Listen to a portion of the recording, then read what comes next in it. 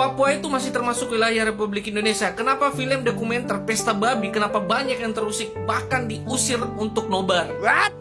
Kenapa? Takut ketahuannya gobloknya pemerintah dengan keputusan-keputusan yang tidak masuk akal di Papua sana. Takut ya bagaimana perjuangan orang-orang Papua mempertahankan wilayah atau tanah mereka sendiri. Takut ya kalau seandainya orang-orang ataupun pemuda-pemuda tersugesti dan melawan kebijakan-kebijakan pemerintah yang ada di sana ya. Kenapa terusik sih dengan hanya film dokumenter Pesta Babi?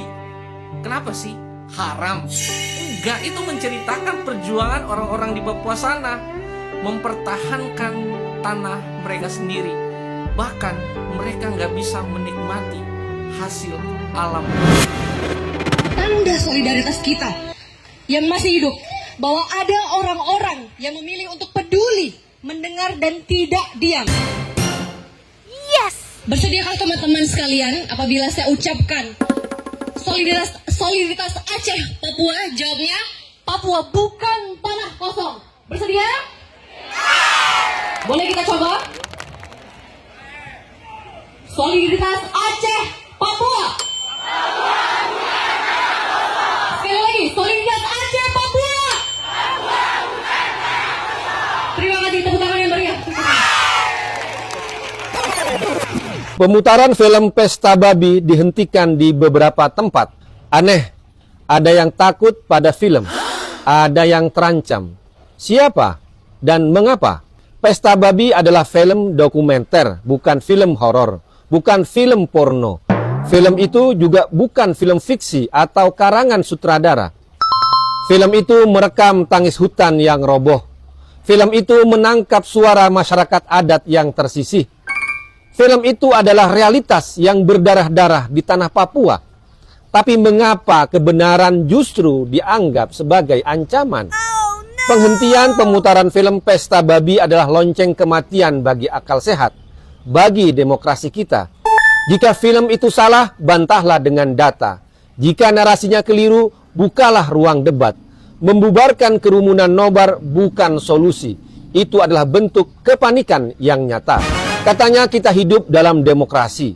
Namun kebebasan berekspresi seolah-olah hanya berlaku untuk narasi yang manis-manis saja. Narasi yang menjilat-jilat saja. Begitu kamera menyorot luka di balik proyek raksasa, aparat datang membawa larangan. Alasan stabilitas dan kondusivitas selalu menjadi tameng sakti untuk membungkam kritik. Jika film dokumenter dilarang tayang, lantas apa yang boleh kita tonton? Apakah kita hanya diizinkan melihat brosur pembangunan yang berkilau?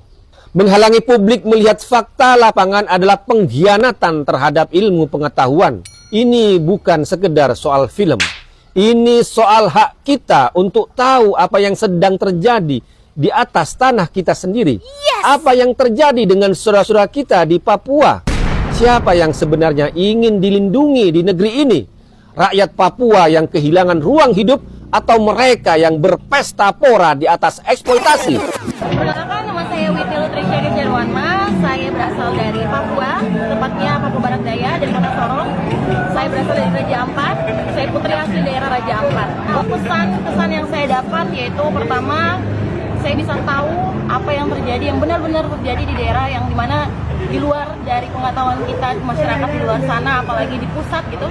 Saya jadi mengetahui campur tangan siapa di dalam itu untuk membantu proyek-proyek yang ada di sana. Dan yang kedua, saya bisa lebih lagi menyuarakan hal-hal yang terjadi, hal-hal negatif yang terjadi di daerah saya, yaitu Papua.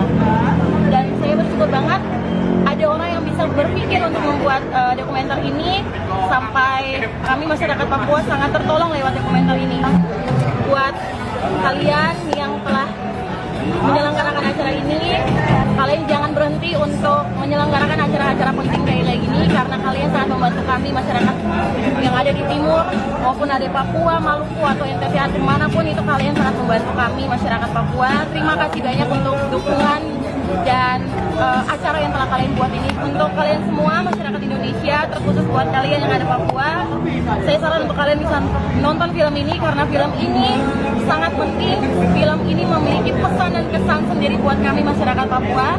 Buat orang-orang di luar Papua, kalian bisa lebih tahu lagi apa yang terjadi di daerah kami, yang dimana banyak hal yang di luar dari pengetahuan kalian, kalian bisa lebih tahu, kalian bisa mengetahui apa yang terjadi di sana.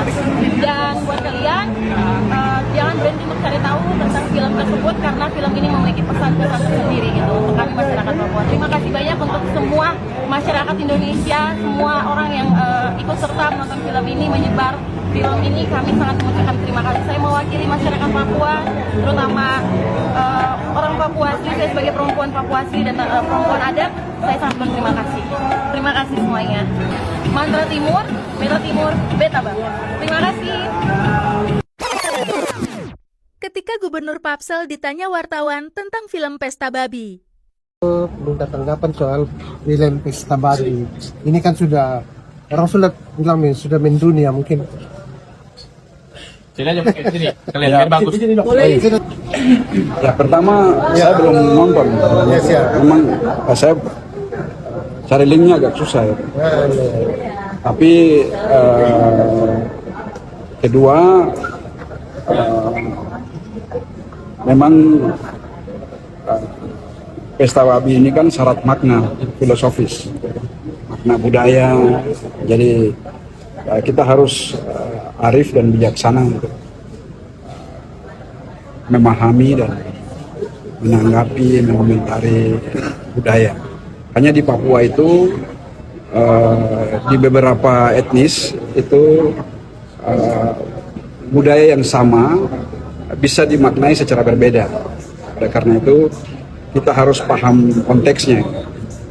Konteksnya itu Pesta Babi di Papua Selatan, katakanlah di Asmat, di Mape, di Bovendigul, dan di Marin itu bisa ritualnya sama, upacaranya sama, tapi maknanya bisa berbeda.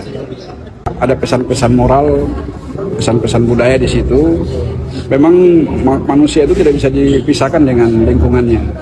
Saya kira pemerintah pusat yang diwakili oleh Bapak Menteri HAM kan sudah melakukan konferensi pers secara resmi bahwa pelarangan terhadap pemutaran film itu bisa dilakukan dengan keputusan pengadilan yang berkekuatan hukum tetap. Dan itu sudah disampaikan secara resmi oleh Bapak Menteri. Nah, kita semua mengacu pada pernyataan Pak Menteri. Jadi kalau di wilayah provinsi Papua tidak ada pelarangan itu ya? Saya kira nggak ada. Kita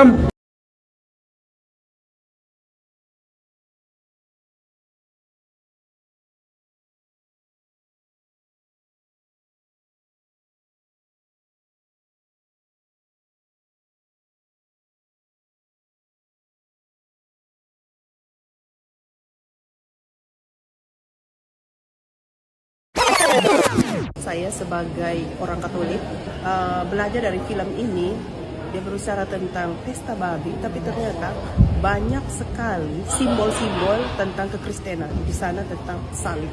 Tadi itu berapa ratusan salib yang sudah didirikan oleh masyarakat adat Papua itu sendiri di bagian selatan. Dan ini membawa satu refleksi panjang untuk saya sebagai orang Kristen atau orang Katolik, bagaimana saya mengambil bagian untuk menyelamatkan bumi, secara khusus saat ini yang dialami oleh warga Papua, khususnya masyarakat adat yang sudah diusir.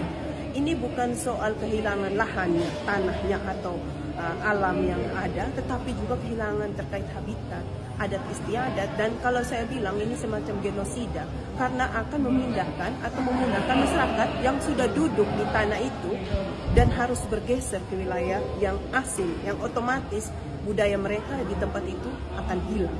Dalam film tadi jelas terlihat terkait bahwa ada satu bagian di mana gereja Katolik mendukung salah satu PT terkait pengrusakan alam atau pembukaan lahan di tanah Papua, dan itu disayangkan. Tapi di segi lain saya juga melihat di sana bahwa iman itu kita tidak bergantung kepada siapa yang memimpin saya saat ini, tapi kedewasaan iman itu ada pada diri masing-masing. Yang saya belajar banyak dari masyarakat Papua, masyarakat sendiri yang memikul salib. Artinya mereka sendiri yang memohon kepada Tuhannya sebagai umat beriman untuk menyelamatkan situasi ini ketika mereka tidak lagi menemukan keselamatan atau penyelamat dari sesama manusia. Itu hal yang sisi spiritual yang saya belajar, tapi juga saya sendiri saat ini menjadi sadar bahwa ternyata tanah Papua saat ini sedang tidak baik-baik saja. Dalam konteks gereja Katolik disebut sebagai ibu bumi. Dan saya melihatnya di sana bahwa ibu bumi saat ini sedang diobrak-abrik. Ibu bumi itu adalah bisa dikonotasikan sebagai sebuah rahim. Bagaimana rasanya kalau rahim itu sudah dilukai, menganga, dan tidak bisa melahirkan kehidupan lagi. Dan itu yang terjadi terhadap masyarakat Papua. Dan tidak menutup kemungkinan bahwa ini adalah alarm untuk wilayah-wilayah lain.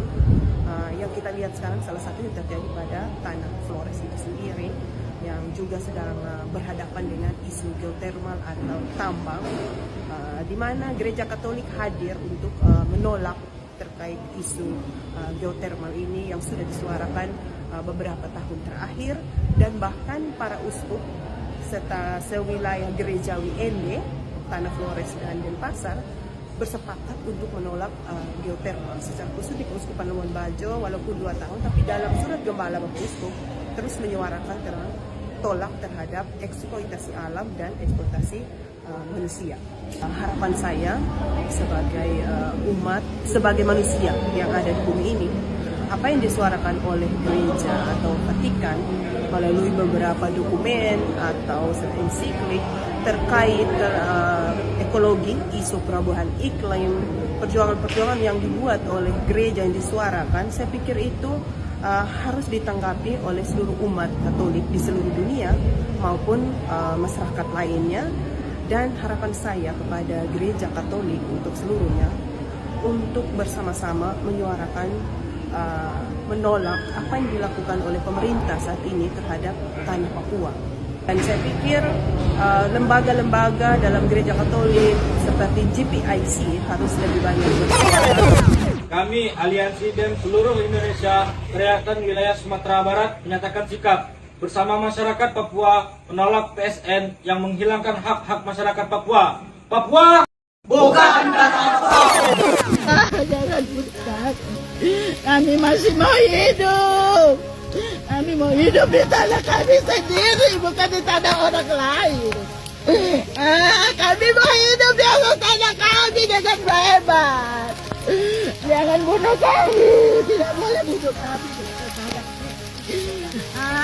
Kami ada, Tuhan Yesus, kami ada di tanah yang ini. Ini tanah kami, ada di tanah yang ini. Kami mau hidup dengan bebas, dengan bebas. Kami mau hidup dengan bebas di tanah ini. Jangan bunuh kami, tidak boleh bunuh kami, bebas kami.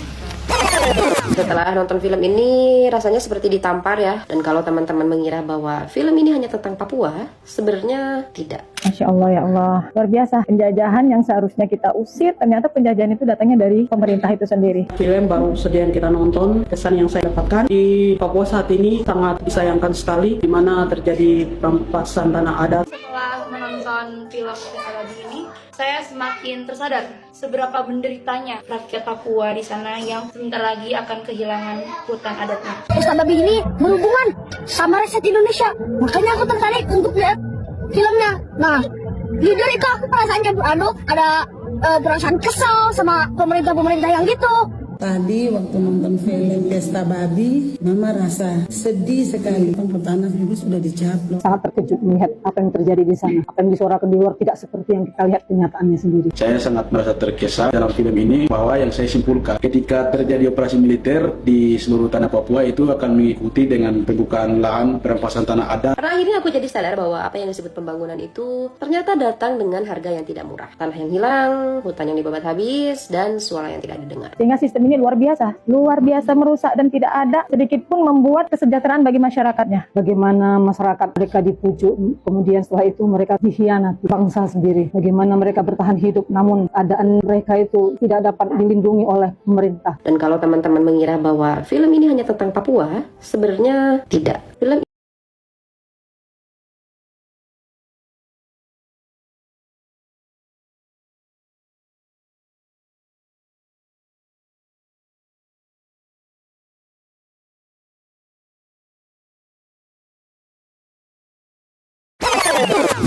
Papua bukan tanah kosong.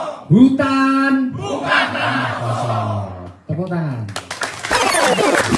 Di Papua ini ada proyek pembukaan hutan terbesar di dunia sekarang. Ya. 2,5 juta hektar. Food estate itu. Terbesar di dunia. Pesanan eskavatornya aja 2.000 juga terbesar di dunia.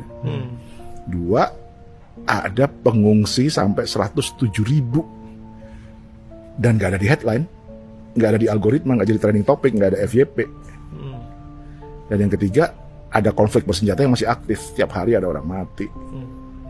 Jadi ada 3 peristiwa besar: kemanusiaan, ekologi, perampasan tanah, agraria. 3 peristiwa gede-gede banget ini. Tapi kayak jauh banget cerita ini gitu. Padahal semua daerah Indonesia mengalami cerita-cerita ini. Khusus di Papua numpuk jadi satu di satu lokus. 3 peristiwa itu dalam satu tempat. Iya. Daerah lain mengalami. Kalau konflik agraria kami juga ada, di Kalimantan, di Sumatera juga ada. Kalau soal kekerasan tentara juga di Jakarta aja ada orang disiram air keras. Ya. Lo melihatnya kenapa, Mas, minim coverage ini terjadi? Karena memang satu by design. Oke. Kalau Papua lagi uprising gede kan internet di shutdown. Pernah ada putusan pengadilan juga kan? Iya kan? Bahkan 2019 itu uprising besar. Iya.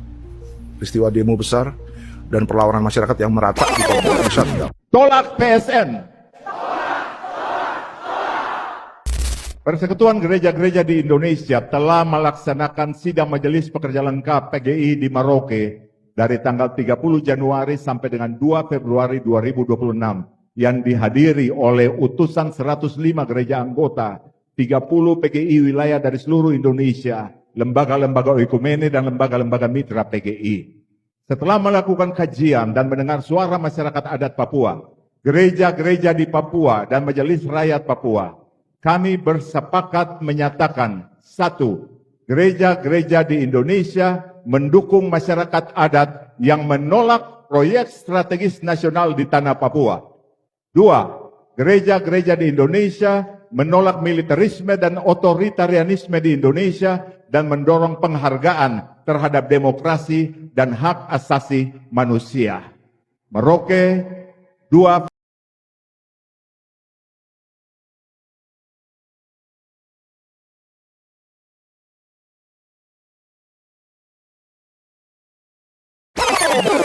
Negara lain kan jajahnya negara lain ya. Lah ini Indonesia jajah Indonesia. Agak gini emang. Di Papua yang kaya banyak masyarakat miskin. Lebih tepatnya dimiskinkan. Hutan lindung, tanah adat Papua diambil paksa oleh pemerintah Indonesia. Mengatasnamakan ketahanan pangan. Tanam singkong, kebunnya jagung, panennya sawit. Bayangkan ya, Papua yang merupakan bagian dari Indonesia, malah pemerintah Indonesia membabi buta menjajah. Papua lo nggak dikasih kesempatan untuk menyampaikan aspirasinya. Yang ada malah pemerintah merampas milik Papua, termasuk hak hidup mereka. Jangan-jangan pemerintah memang tidak benar-benar menganggap Papua menjadi bagian dari Indonesia. Masuk akal sih kalau Papua memilih untuk... Kita tahu bahwa Papua banyak sekali persoalan. Ada muncul hari ini film Pesta Babi. Saya bilang, sebenarnya tanpa film itu, kita yang ada di Papua yang punya hati, kita sudah tahu kok fakta yang ada. Bahwa Papua punya masalah. Sampai akhirnya film itu diputar di luar Papua. Ada yang terima dan ada yang tolak. Ya kan? Sampai ada oknum-oknum yang bubarkan film Pesta Babi. Ada teman saya di Surabaya, dia bilang, "Pendeta, bisa kirimi linknya kah, kami mau nonton. Nanti kalian dibubarkan bagaimana?" "Ah, tidak apa-apa, kami mau nonton." "Oke, saya minta dulu." Akhirnya saya minta dan saya share, dan rencana mereka akan nonton Pesta Babi. Kemudian saya bilang, "Kamu kalau lihat film itu, kemudian dibubarkan, kalian takutkah?" "Tidak." "Ah, kami tidak takut. Kami biasa saja." Kemudian saya bercanda sama mereka. "Kalau takut dibubarkan, nanti ganti saja judulnya. Dari Pesta Babi menjadi Pesta Domba. Atau Pesta Kambing. Tapi isinya tetap film Pesta Babi." Karena orang hari ini takut, saudara. Padahal bagi kita yang di Papua, memang itu kenyataan.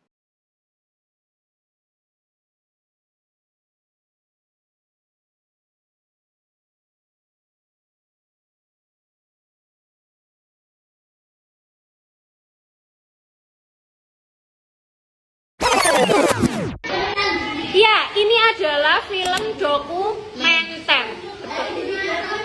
Apa? Apa?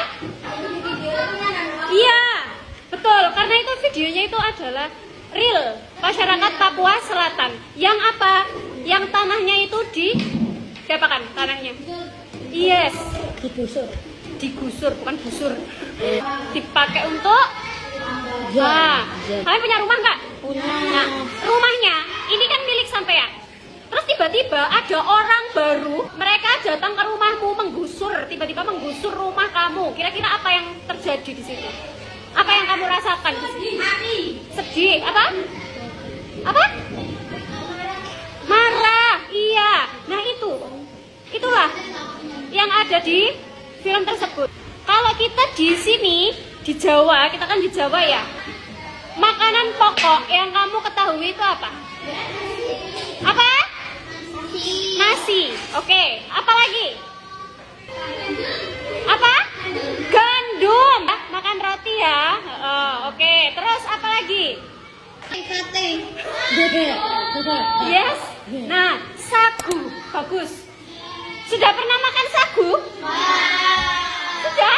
Bapak sudah pernah makan. Sudah. Sagu ini adalah makanannya orang ya, orang Papua, orang Sulawesi, orang Ambon, Maluku. Mereka makan pokoknya adalah sagu. Orang Papua itu makanannya sagu. Nah, sagu. Tapi tanahnya mereka itu dipakai oleh untuk apa? Menanam padi. Ya. Jadi tanahnya mereka itu dipaksa untuk ditanami padi. Padahal orang Papua itu jarang yang namanya makan nasi. Lah, orang-orang menganggap sumber makanan utama, makanan pokok semuanya adalah nasi. Padahal sumber makanan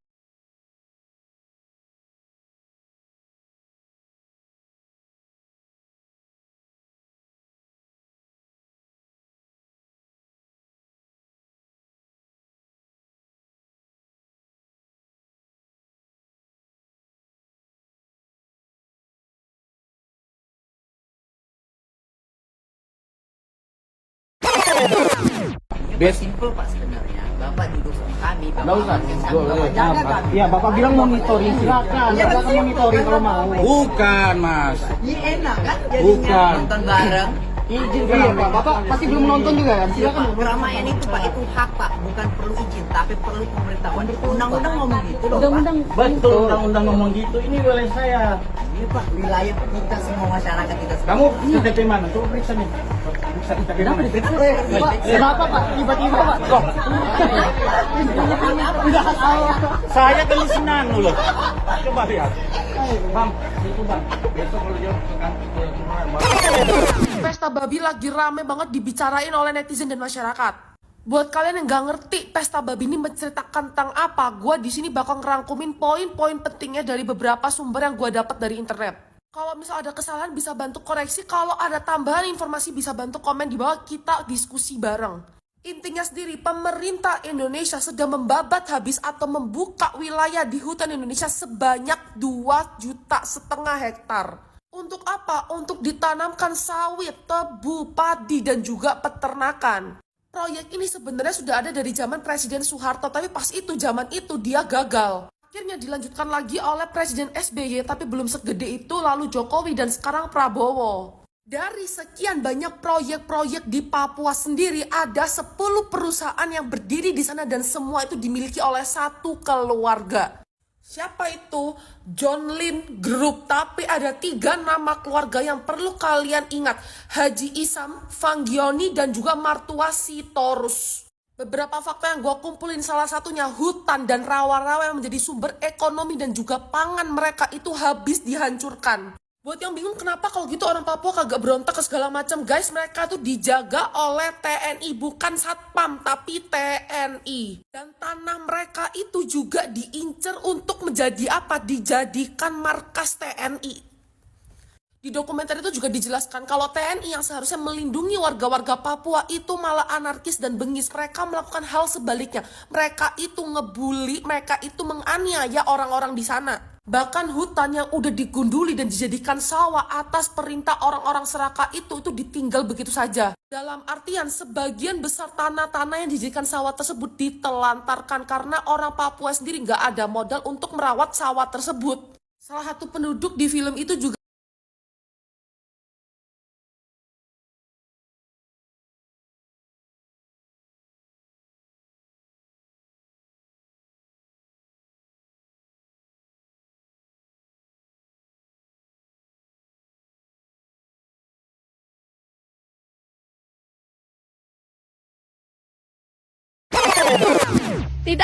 tidak ada hubungannya. Nah ini nah. Kami bersidang di hari Senin. Lihat. Yang bohong, kasih keterangan yang salah. Nah, oke. Sampian nuduh. Saya berdiri di sini. Iya, oke. 2011. Oh, Saya berdiri di dalam. Terus kenapa? Tanah TNI sudah ditunjuk oleh ketua. Mana jalannya kalau tanah TNI? Mana jalannya? Kalian mengklaim, tapi kalian tidak ada bukti. Tidak ada bukti dari mana? Tanah negara, Pak. Oh, tanah negara. Tanah negara. Lihat. Bilang bohong. Dia bilang tanah negara, lihat. Dengan kekehnya bilang tanah negara. Di mana tanah negaranya? Tanah TNI. Diakui oleh masyarakat, oleh Bu Ida Dapat ini. dari mana tanah TNI? Dari negara. Oh, dari negara. Berarti masyarakat ini tidak ada di mata negara bagi dia. Kan aneh. Jadi kami minta SK pembangunan JTP-nya mana? Kau bilang nggak ada. Masyarakat itu dari mana? TNI dari rakyat, untuk rakyat. Memang? Rakyat. Kenapa ngambil hak kami? Ini untuk negara. Kalau memang itu kami minta SK-nya aja pembangunan JTP, mana SK-nya? Kalau ada SK-nya kasihkan. Kami tidak akan melarang di sini, kami akan gugat ke TUN. Kalau memang gentleman berikan SK-nya. Dibayar sampai sekian puluh tahun ini nih. Nggak ada, tahu-taunya dirampas begini aja. Nggak apa-apa, Pak. Nanti kita minta SK-nya, mereka nggak kasih. Berarti ada sesuatu mereka. Kalau memang sudah terbuka ini dibangun JTP, ada sosialisasi dengan masyarakat. Bukan hanya dengan lurah camat. Kami ini masyarakat yang berdampak langsung. Lurah kami hormati, camat kami hormati. Tetapi tetap masyarakat juga harus dilibatkan. Apalagi tanahnya sengketa. Setidak sengketa aja masyarakat wajib disosialisasi, diberitahu. Apalagi ini sengketa. Jadi kami mungkin tidak ada kekuatan. Kami lemah hari ini karena yang dilawan adalah satu pasukan full dengan alat berat.